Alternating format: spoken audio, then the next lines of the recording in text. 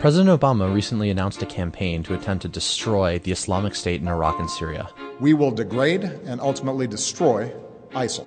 The American strategy is to use air power and local allies in Iraq and Syria to try to eliminate the group and push it out of its strongholds. This plan might be able to contain ISIS, but it will not be able to destroy it. Why not? There's two big reasons. The Syrian civil war is a catastrophe. In humanitarian terms, it's claimed about 200,000 lives. It's displaced an extraordinary number of Syrians. But in political terms, there are so many different factions inside Syria with competing incentives that it's very difficult to create an effective and stable anti-ISIS coalition.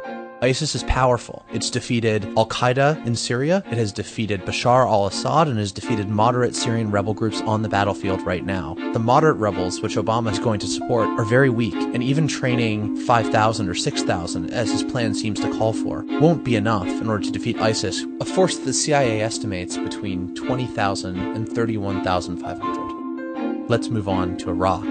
The problem in Iraq is that there are two really large religious groups that are competing for control over the Iraqi government: Shia Muslims and Sunni Muslims. The Iraqi majority is Shia. The Iraqi minority is Sunni. The majority, the Shias, have oppressed repeatedly the Sunnis after taking control of the state from Saddam Hussein after the original American invasion.